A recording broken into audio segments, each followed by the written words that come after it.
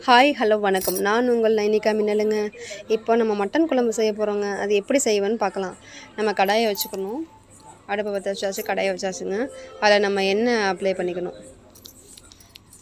அதுக்கு தேவையான பொருள் வந்து பட்டை, கிராம்பு, சோம்பு, அன்னாசிப்பூ, ஒரு ஏலக்காங்க. அதை ஃப்ரை பண்ணிட்டு சின்ன வெங்காயம், கருவேப்பிலை, இப்போ அடுத்து சின்ன வெங்காயம் கருவேப்பிலை சேர்த்துருவோம். அது கொஞ்சம் சிம்மில் வச்சுக்கிறோம், ஏன்னா கருகுனா நல்லாவே இருக்காது. 2 கிராம் போட்டுக்கிறோம், அதான் வாசனைக்கு. மட்டன் குழம்புனாலே வாசனையாக தானேங்க இருக்கும், கிராம் போட்டால் தான் வாசனையாக இருக்கும். இப்போ வெங்காயமும் நமக்கு கொத்தமல்லியும் கருவேப்பிலையும் போட்டுருவோம்.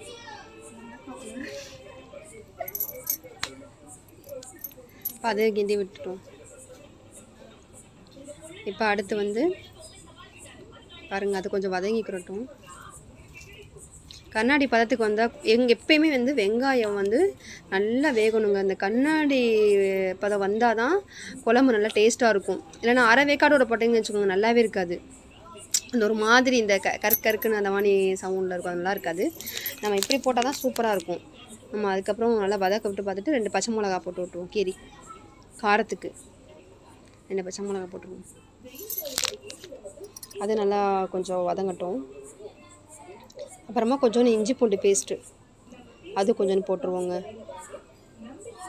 வீட்லேயே அரைச்சது தாங்க, நம்ம கடையிலாம் வாங்குறதுலாம் இல்லை, வீட்லேயே அரைச்சது தான்.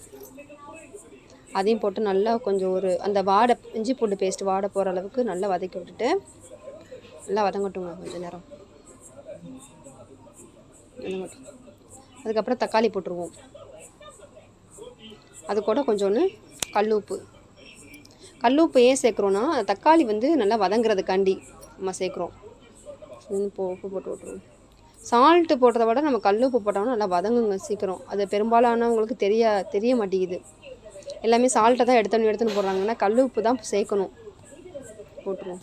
அது கொஞ்சம் நல்லா வதங்கட்டுங்க. கொஞ்சம் நல்லா வதங்கிட்டு இருக்கட்டும்.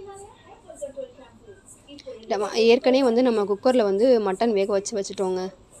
ஏன்னா நம்ம அப்போ தான் வேக வச்சுட்டு இருந்தோம்னா அது கொஞ்சம் லேட்டாக இருந்தனால நான் முன்னாடியே வேக வச்சுட்டு அதை உங்களுக்கு நான் காட்டலை. நான் வேக வச்சுட்டேங்க. நல்லா தக்காளி வதங்கட்டும். நல்லா வதங்கினா தானே நல்லாயிருக்கும். நல்லா மசியட்டும், அப்போ தான் நல்லாயிருக்கும். நல்லா வதங்கட்டும். இப்போ நம்ம என்ன பண்ண போகிறோம்னா, அந்த மட்டன் வேக வச்சது தண்ணி எடுத்துட்டு மட்டனை போட்டு நல்லா ஒரு கிளறிடுவோங்க. அது கூட மட்டன் பொடி, தனி மிளகாய் பொடி, மல்லிப்பொடி இதெல்லாமே அப்படியே போட்டுடணும்.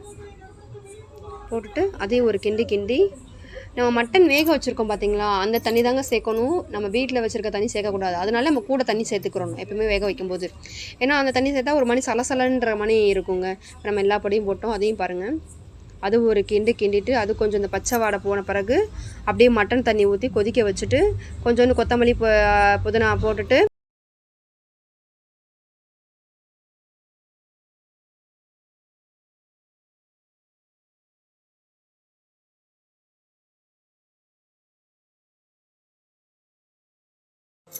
நம்ம இப்போ வந்து மிளகாப்பெல்லாம் போட்டுட்டோங்க. அதை கொஞ்சம் நல்லா ஒரு கிளறிட்டு அதுக்கடுத்து சூப்பு வேக வச்சுருக்கோம் பார்த்தீங்களா, அந்த தண்ணி தாங்க இப்போ நான் ஊற்றுறேன்.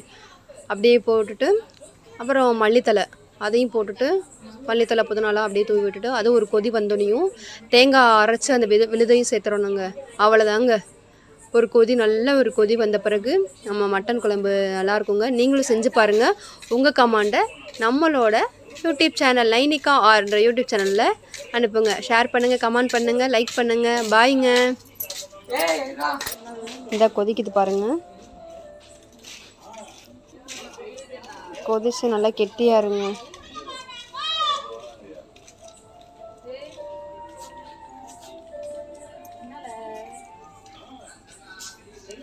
அவ்வளோதாங்க, நம்மளோட மட்டன் குழம்பு ரெடி.